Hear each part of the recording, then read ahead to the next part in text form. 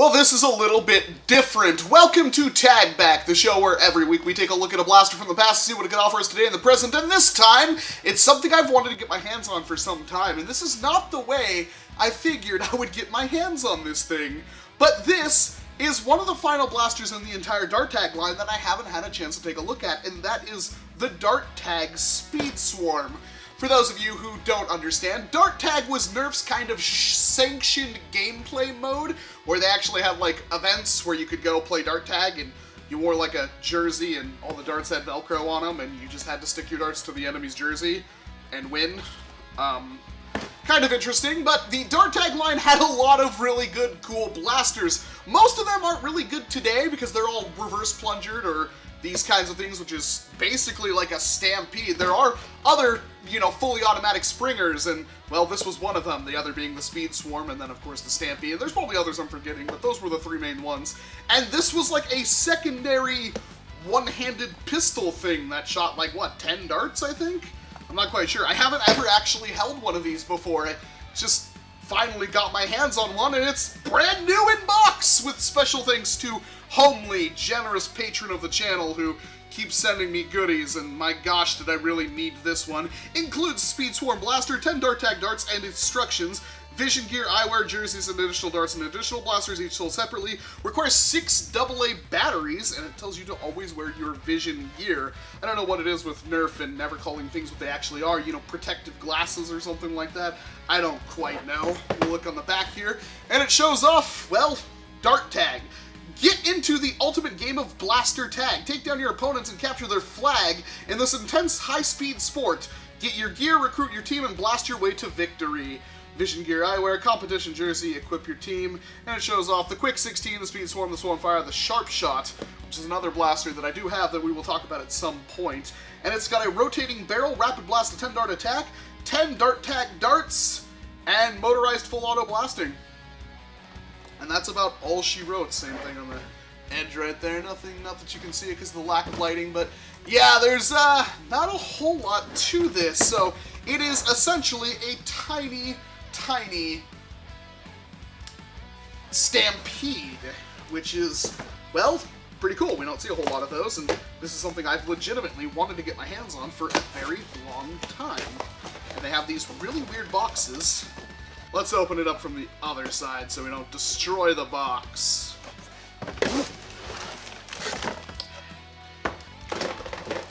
Instructions, darts, and the blaster itself. And that's it. That's everything in there. It is quite a chunky blaster. I mean, I guess technically you would be able to holster this thing, although it's got a nice big loop back here and down here for some kind of bandolier. A blue trigger, which is something, if you didn't know, the later releases of the Dart Tag line actually had blue triggers, which in the springers meant they actually had improved springs. And before somebody mentions it, there is another version of this blaster, believe it or not, that was released in the Rebel line, which was a Walmart exclusive, known as the Power Bell, which functioned a little bit better, apparently, according to the wiki. I actually have never had one of those either, so unfortunately I can't vouch for it, but it is almost functionally identical. It's the same shell and everything, just in a Rebel color scheme, but my gosh, is the Dart Tag line, oh, it looks so pretty, seriously. The color separation with the gray, the dark gray, and then of course the yellow is so, so nice. It is kind of weird where they have these blue triggers and then they have the orange up here. It would be nice to have an orange trigger back there, but I'm sure they knew what they're doing. And the grips are amazingly comfortable because they're meant for anywhere from kids to adults, because it was somewhat of a competition sport. And this down here is obviously our battery door, just like with the Swarmfire. And, well, it has a big 10 on it because it's supposed to shoot 10 darts. 10 of these weird, interesting Velcro-style darts, which, if I'm lucky, will actually stick to my coat. Aha! There we go. It'll stick to the inside lining of my coat. But, yeah, they're interesting darts. These are actually really good for blowguns, if you use a PVC blowgun at your local war. But it will hold 10 of them inside here, and I have no idea how well this thing performs. In terms of modifications, since we're kind of getting down that line, these things are, of course, moddable. You can replace the springs, you can replace the battery source with something a little more powerful. In terms of using this over the Swarm Fire, this has worse gearing in it, so it actually fires way slower. So that's why this thing never took off as much as the Swarm Fire did in terms of modification. The Swarm Fire being excellent for just dumping darts as fast as possible, which is why it's been used in a lot of very popular modifications, and still to this day is actually used because it's a front loader that you can just shove full of darts and then, yeah, it empties darts pretty much instantly. This thing, not so much even when fully modified, but it is much smaller and looks like a ray gun, which is always cool. It's always weird how they have these weird bulging kind of ray gun aesthetics to them, just like with the Snapfire 8 and whatnot. They look really strange, but they still look really cool. I wish Nerf would do more stuff like this. I really do, because all of the Dart Tag blasters are very functionally interesting, with the exception being the Sharp Shot, because it's basically just a scout. So, yeah, I'm going to put batteries in this thing. We're going to see how it works. Luckily for me, Homelee even included the batteries, and my gosh, does it take a lot of them. More than even the Strife, which is pretty surprising, although when you realize this thing is motors and springs, it's not all that surprising, actually. Okay, I can already tell this is going to be a pain. Alright, and there should be an on switch somewhere? Maybe not with this one. Nope, no on switch with this one. It just works how it works. So, I'm going to shoot it at the wall for a moment. Holy! That shoots a lot harder than I thought it would. Oh my gosh, that actually hits a lot harder than I thought it would. I don't know what I was expecting, but it definitely wasn't that. Holy crap. This almost seems like it's usable. The rate of fire is not that great. Those physically hurt, and those are like the darts that I wouldn't be using. I would be using like AccuFakes or something in this thing, which is exactly what I'm going to use for the range test. But that does hit a lot harder than I was expecting, which is really good, because that means this thing might actually be serviceable in war. So I'm going to go grab some AccuFake darts, and we're going to take this thing outside and see exactly what its ranges are like. I'm really interested to see how this thing works, because it did have quite a bit of velocity when I was firing it indoors. So again, no extra little feature, you just pull the trigger and it fires.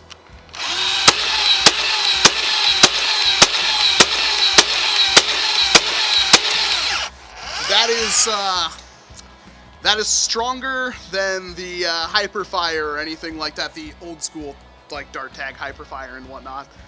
That is substantial. I could use this stock in a war.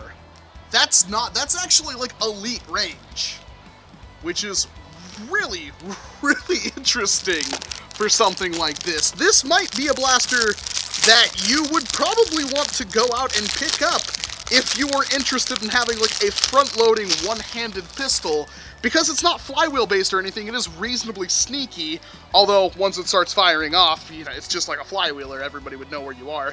But with it being a front-loaded turret, you don't have to worry about magazines or anything like that. So if you have a magazine-fed primary, this would be an excellent secondary. And all things considered, it's not too big to holster or anything like that, and it's made from the ground up really to be a secondary.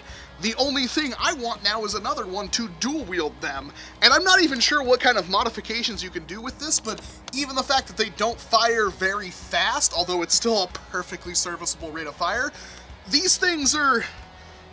I'm in love. I've never had a chance to really use one of these things before, and I am very, very impressed.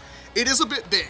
That is probably its biggest problem, is that it is functionally pretty huge. It is probably a little bit bigger than a Strife. It's certainly thicker. It may be longer than a Strife, just by a little bit. And the fact that these don't go all the way in, they're kind of exposed up front, means that it's pretty easy for them to get damaged. And I guess you could solve that with some brass or something like that, or probably PETG would be the best bet, but this thing is just...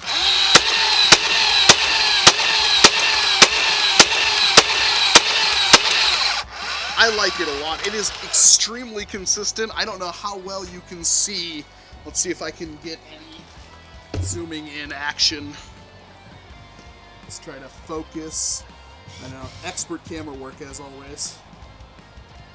That is not a short distance, and the grouping is very, very good, especially with those AccuFakes. And there is no wind out right now, but you can kind of get, this is cool. I am really, really excited. Oops. This is one of my favorite things I've actually shown so far. I wasn't expecting to like this as much as I did, but this is something I will definitely bring to a war and try to use.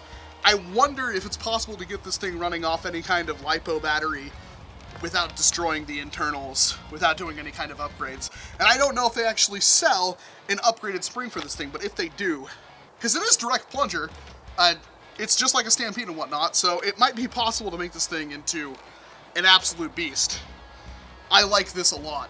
I like this. It's an auto revolver, and it's cool, and if you don't have one, I seriously think you should get one. I don't know how else I can convince you, but yeah, let me know what you think about the Dart Tag Speedswarm down in the comment section below. I am very curious to see if you have any mod ideas for this one, or if you have seen any mods for it, because I honestly haven't. And other than that, this has been Walcom S7's Hands. Thank you very much for watching this video. So there's a plane flying overhead, but of course I hope to see you in an entirely different one.